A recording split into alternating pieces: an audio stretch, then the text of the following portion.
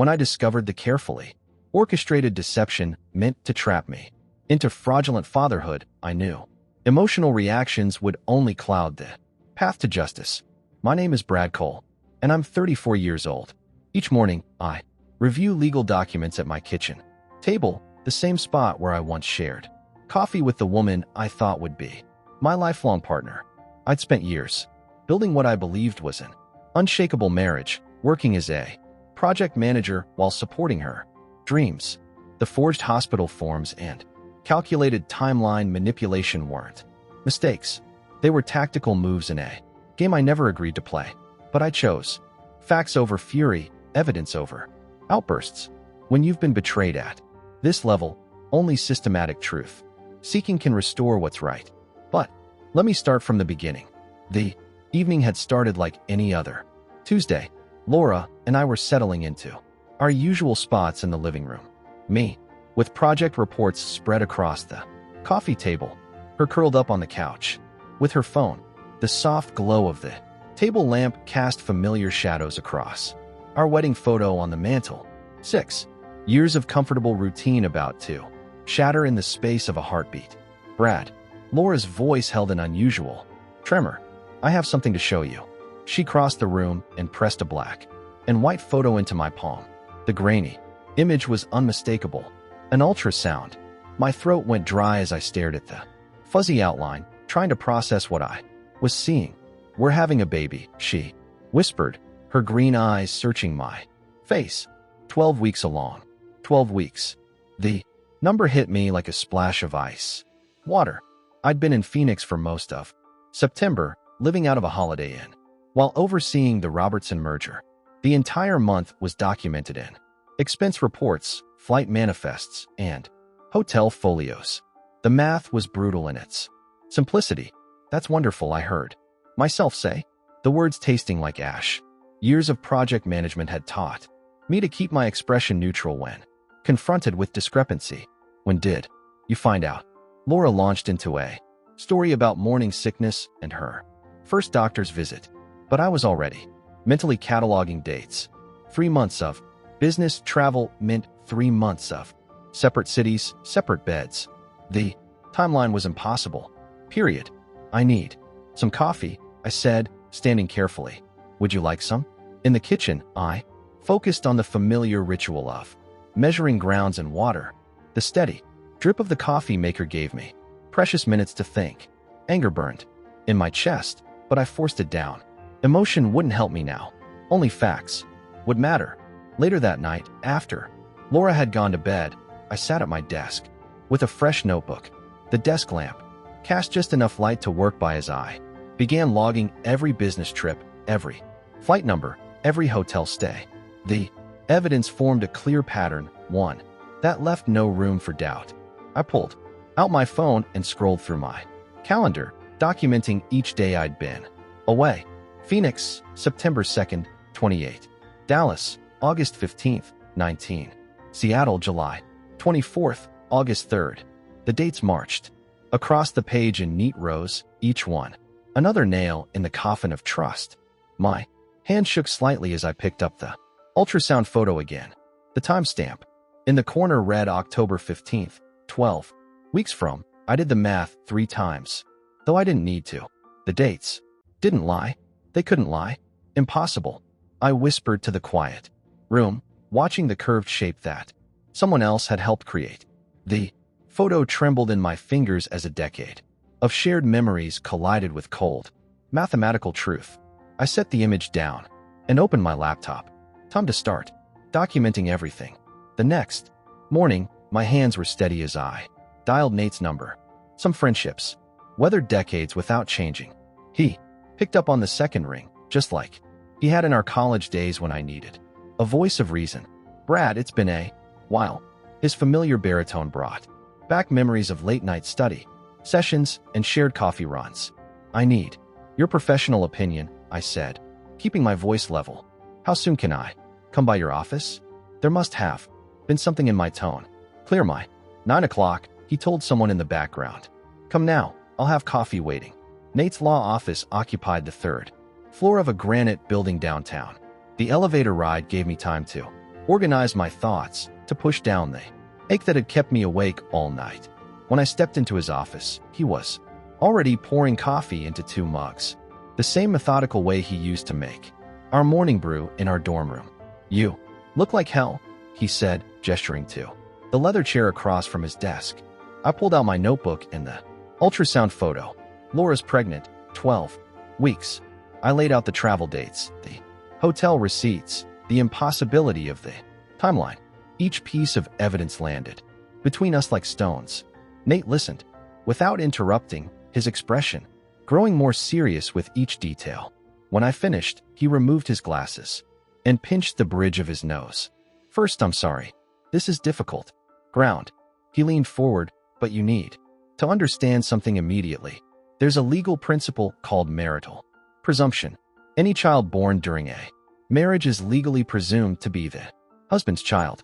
My coffee turned cold in my hands. Even if you can prove you were physically incapable of being the father." Nate's voice took on the precise tone I recognized from his courtroom appearances. "Once you're named on that birth certificate, you're legally responsible for that child. Child support, medical expenses, education for 18 years minimum. How do I prevent that? There's a narrow window to file a paternity disavow action. Miss it, and you could be trapped in financial obligations regardless of biological reality." He pulled out a legal pad. "We need to move fast. When's the due date?" I calculated quickly. "Early April." "Then, we have weeks, not months." Nate started writing. "First, protect your assets. Separate your accounts. Change passwords. Move funds somewhere she can't access them. Document everything. Every conversation, every text. We'll need a timeline for the court." My chest tightened as the stakes became clear. This wasn't just about betrayal anymore. It was about my entire financial future. "What's my first concrete step?" I asked, pulling out my phone. "File the disavowal action immediately. Then we request a paternity test through the court." He looked up from his notes. "Brad, this is critical. Don't sign anything at the hospital. No birth certificate, no forms, nothing. One signature could lock you into decades of obligation." I stood in my darkened kitchen that night, phone gripped in my hand, staring at my banking app. The transfers were complete. Savings moved, passwords changed, credit cards secured. Each digital adjustment felt like another brick in a wall between my past and future. The screen's glow illuminated the counter where Laura and I used to plan our life together. Now I was planning my escape from a trap I never saw coming. My finger hovered over the logout button as the truth hit me with crystal clarity. If I wait, I'm trapped forever. 3 days after my meeting with Nate, I caught Laura's perfume before I saw her. The familiar vanilla scent drifted down our hallway, the same fragrance that used to welcome me home from business trips. I kept my stride measured as I headed toward my study. "Brad." Her voice was soft, gentle in a way that used to melt my defenses. "Can we talk?" I paused but didn't turn fully toward her.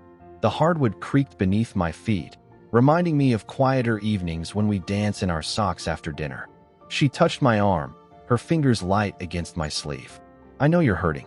I've been thinking about us, about everything." A pause heavy with manufactured regret. "Maybe we could start over. We built something beautiful here." My jaw tightened. This was the moment Nate had warned me about. The first attempt to blur my resolve with emotion. I shifted back, breaking the physical contact. "There's a clear path forward," I said, keeping my voice steady. "Prenatal paternity test first. Then we discuss a post-nuptial agreement. Without both, we separate immediately." The words came out with surgical precision, each one carefully chosen. Laura's expression shifted, tears welling up right on cue. "How can you be so cold after everything we've shared?" Her voice cracked perfectly. "I thought you were different. A real man stands by his principles." I cut in, not unkindly, but firmly. "Those are my terms. They're non-negotiable." She stepped back as if I'd pushed her, though I hadn't moved. "You're being cruel," she whispered, wiping at her eyes. "This isn't the Brad I married. You're letting your friend Nate poison your mind against me." I remembered Nate's advice. Don't engage with emotional manipulation. Keep the focus on facts and boundaries. The terms haven't changed. test and post-nup or separation. Monday morning, I'm filing either way. Filing. Her voice rose slightly. Filing what? I didn't answer. She didn't need to know about the disavowal action yet. Let her wonder which documents were already in motion. This is your fault, she muttered, backing away. You were never home. Always working. What did you expect? The old me would have jumped to defend himself. To explain the overtime was for our future. The travel was building our security. Instead, I simply reached for my study door. My terms stand. I waited until her footsteps faded down the hall before entering my study. The lock clicked with satisfying finality. My phone was already in my hand. Timer app open. I set it for exactly 72 hours, the countdown to Monday morning when the courthouse would open. Sitting at my desk, I could still smell traces of her perfume in the air.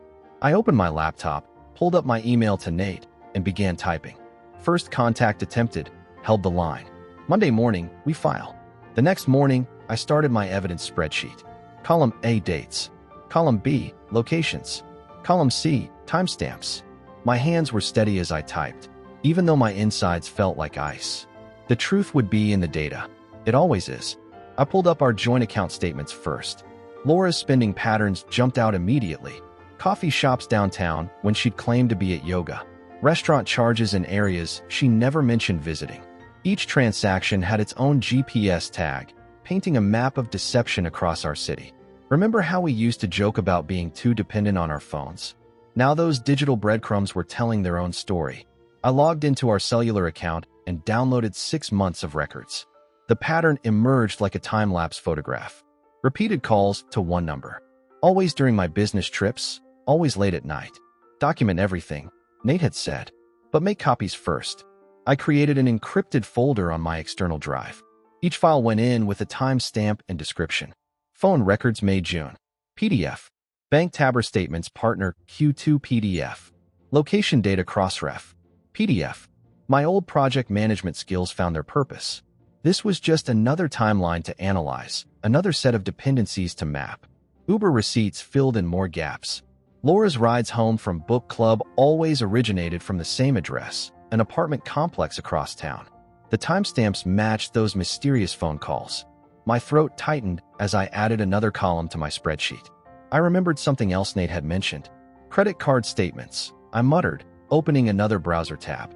The joint visa revealed hotel charges, always on Wednesday afternoons.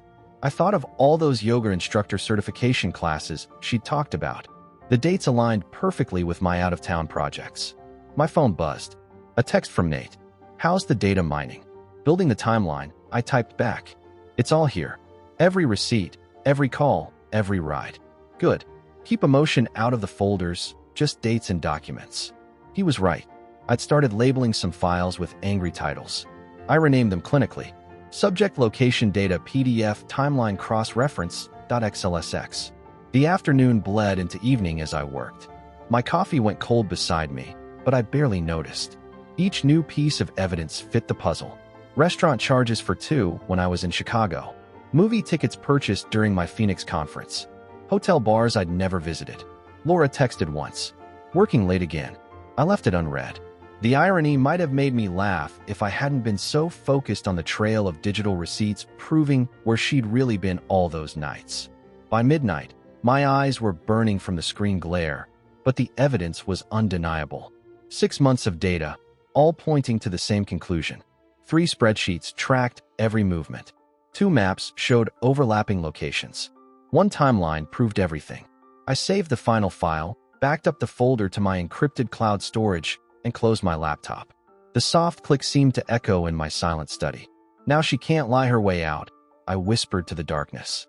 The next evening, I made a simple dinner. Grilled chicken and salad. Nothing fancy. The folder sat beside my plate like a loaded gun. Laura walked in from work, her high heels clicking against the hardwood floor, and paused when she saw the table set for 2. "What's this?" she asked, dropping her purse on the counter. "We need to talk." I kept my voice level. "Please sit." She settled across from me, smoothing her skirt. The overhead light caught her wedding ring, and for a moment, I remembered our first apartment's tiny dining room sharing takeout on moving boxes. But that was then. This was now. "I've been reviewing some information," I said, opening the folder. "Phone records, bank statements, location data. I laid each page out methodically, like dealing cards. These show a pattern I think we need to discuss. Laura's fingers tightened around her water glass. What are you talking about? Wednesday afternoons at the Marriott downtown. I tapped the credit card statement. Phone calls to the same number always after midnight when I'm traveling. I slid the phone log forward. Uber rides from an apartment complex on Oak Street when you're supposed to be at yoga. Are you spying on me? Her voice cracked with manufactured outrage. These are our joint accounts, Laura. Nothing hidden. I kept my tone even. The dates don't match for this pregnancy. You know it, and I know it. How dare you? Tears welled in her eyes. Right on. Q. I can't believe you'd accuse me if I'm not accusing. I'm stating facts. I place my hands flat on the table. Here's what happens next. We get a prenatal DNA test, and we sign a post-nuptial agreement. Then we can discuss moving forward. A real man would stand by his wife. She slammed her palm against the table, making the silverware jump. You're being paranoid, controlling. This isn't like you, Brad. I'd expected this. The guilt trip, the gender card, the attempt to make me question my own judgment.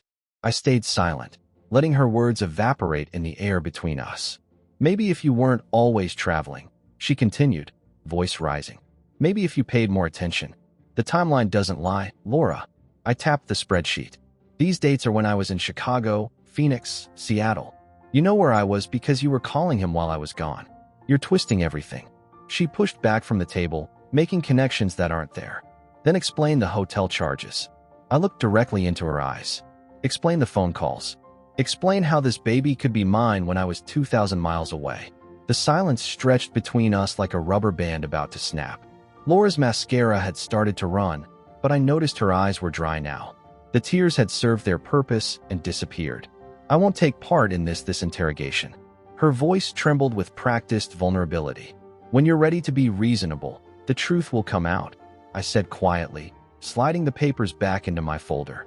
She stood so fast her chair scraped against the floor. Her heels punched angry rhythms down the hallway until the bedroom door slammed, the sound echoing through our hollow house. The morning sun filtered through the blinds as I pulled open the bottom desk drawer. Insurance cards, medical forms. I needed everything documented before meeting with Nate again. My hand brushed against a manila folder tucked beneath old tax returns. One I didn't recognize. The folder was crisp new. Inside, hospital letterhead caught my eye. Maternity pre-registration form. My coffee went cold on the desk as I scanned the pages, each line hitting like a punch to the gut. There it was in black and white under father's information. My name, social security number, employer details, all filled out in Laura's handwriting. But the signature at the bottom, that was supposed to be mine. I'd signed enough documents to know my own scroll. This wasn't it. She'd forged my signature. The checkbox below made my throat tight. Father acknowledges paternity and accepts financial responsibility. Once checked, once filed, once that baby arrived, I'd be legally locked in. Evidence or not. My hands shook as I photographed each page. The folder went into my expanding case file, which was starting to feel like a time bomb in reverse, gathering proof to defuse a trap before it could spring. Remember when documentation meant concert tickets and travel photos? Now I was collecting evidence like ammunition, each piece of defense against betrayal wrapped in paperwork. I opened her laptop, still logged into her cloud account, synced to her phone. She'd never bothered changing the password we'd shared for years. In the audio files folder, a recent recording caught my eye. Baby plans with yesterday's date. 2 clicks and voices filled the room. He's such an idiot. Laura's laugh, but not one I'd ever heard before. Sharp, cruel, totally bought the tears at dinner. A male voice responded, deep and amused. You've got him wrapped up tight. Once that birth certificate's signed, 18 years of support, baby, will be set. And he has no clue about our weekend when we actually please. Laura again, smug now. I made sure to sleep with him right after. He'll think the dates line up perfectly. By the time he figures anything out, it'll be too late. My chest felt hollow as their laughter echoed from the speakers. I played it again, letting each word sink in, each calculated move reveal itself. The casual cruelty of their planning hit harder than any accusation I could have made. Below the audio file, a text thread unspooled their scheme. Got him home this weekend. Perfect timing, baby. Now he'll think it happened then. Dates will match. My smart girl planning everything. I sat in the heavy silence after the second playback, their mocking laughter still ringing in my ears. The morning light seemed colder now, highlighting dust motes that danced like evidence of a life already disturbed. "Now I know everything," I whispered to the empty room. 3 days after finding the hidden folder, I sat at my kitchen table going through my final checklist. The familiar oak surface had hosted countless casual dinners, but tonight it would serve as the stage for something far more consequential. My evidence lay in precise stacks: phone logs, hotel receipts, bank statements, and that damning hospital pre-registration form with its forged signature. Next to them, Nate's legal documents waited like loaded weapons, my filed affidavit, and the temporary financial restraining order. "Everything's in place," Nate said, adjusting his tie as he settled into the chair to my right. Dr. Klein standing by for the call. I checked my watch. 7:55 p.m. The formal invitation I'd sent Laura had specified 81 sharp. The second invitation delivered to Brandon Hayes at his contracting business had named him directly and made it clear his presence was expected, not requested. Remember when this table held Sunday brunches, pancake batter sometimes dripping onto the floor tiles? Now it felt like a judge's bench about to witness a different kind of truth being served. "You're sure about the recording?" I asked Nate. Touching my phone, he nodded. "Single-party consent state. We're covered." The kitchen clock ticked heavily in the silence. I'd positioned everything with purpose. Laura would sit across from me, facing the window that had caught the setting sun. The empty chair beside her, Brandon's seat, would remind her that secrets have a way of claiming their space at the table. My hands were steady as I arranged the final pieces. The audio file of her laughing about locking in support waited in my phone. The paternity test results from Dr. Klein's lab lay sealed in their official envelope. Each item represented a link in a chain of truth. She couldn't talk her way around. 7:58 p.m. car doors slammed in the driveway. "Remember," Nate murmured. "Let the evidence speak first." Footsteps on the porch. A key in the lock. Still her house, too. Legally, the door opened and closed. Laura's heels clicked on the hardwood. Confident at first, she appeared in the kitchen doorway, wearing the expression she'd perfected over years of managing difficult conversations. But I watched that expression freeze, then crack as she registered 3 things in sequence: Nate's presence, the documents arranged on the table, and the empty chair that spoke volumes about who else was invited. "What is this?" Her voice aimed for indignant, but landed on uncertain. "Please sit down," I said quietly, gesturing to her place at the table. "We're waiting for one more person, and then we'll begin."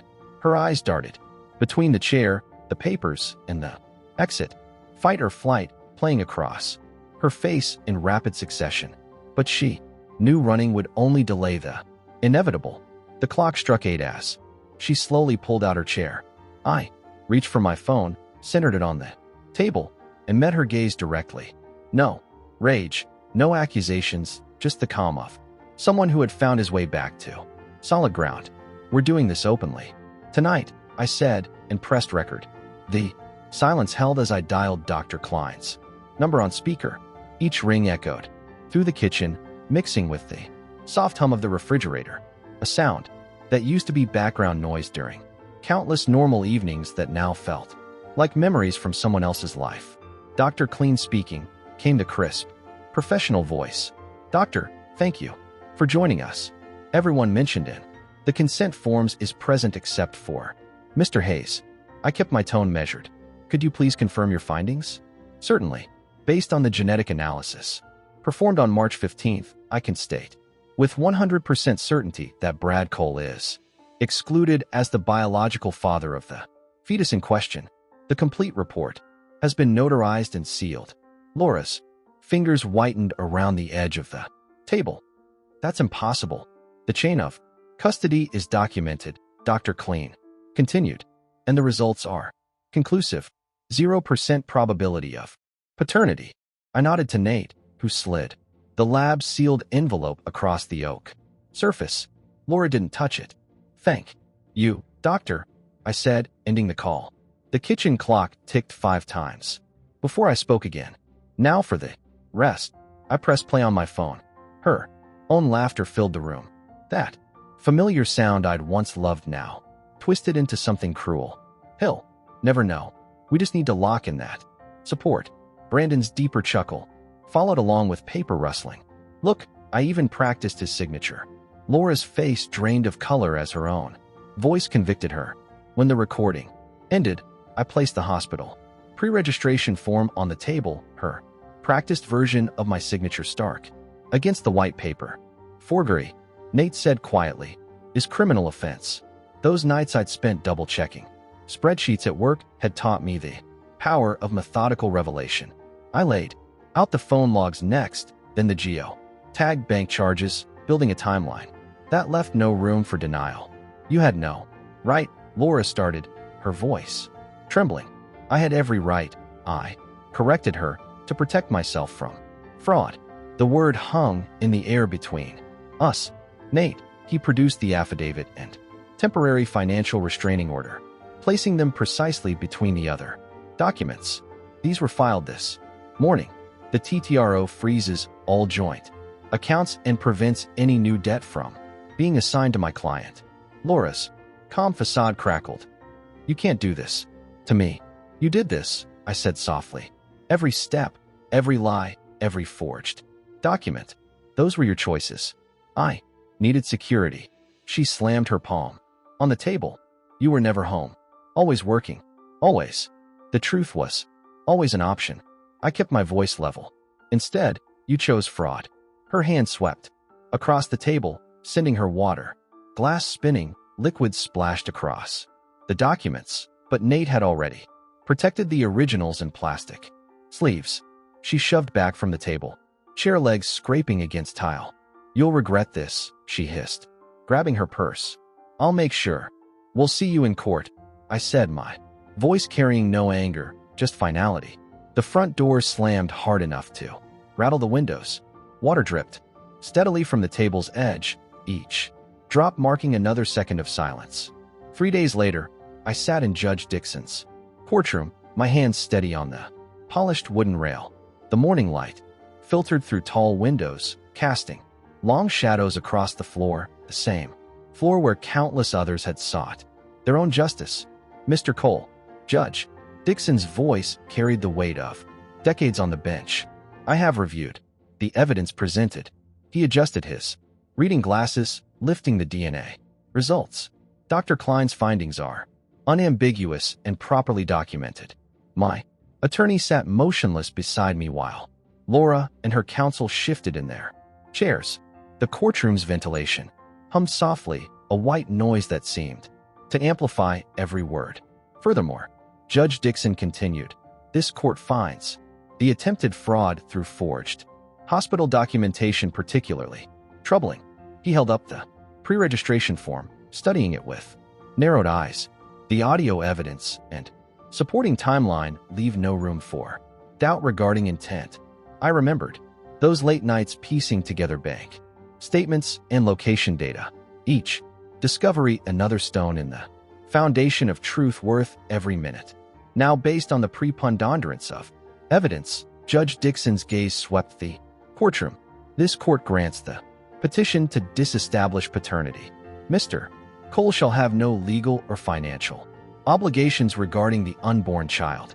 The words I'd fought for finally arrived, clear and firm. My shoulders relaxed a fraction. Additionally, given the documented attempt at fraud, this court grants a fault-based divorce. He paused, shuffling papers. The temporary restraining order on finances will become permanent. Mr. Cole's assets are protected, and no alimony is warranted. Laura's attorney started to object, but Judge Dixon raised his hand. The ruling stands. Court is adjourned. The gavel crack echoed like a period at the end of a long sentence. Later that evening, I stood in my doorway now, solely mine. The hardware store bag crinkled as I pulled out the new deadbolt. 15 minutes of work with a screwdriver in the past would literally be locked out.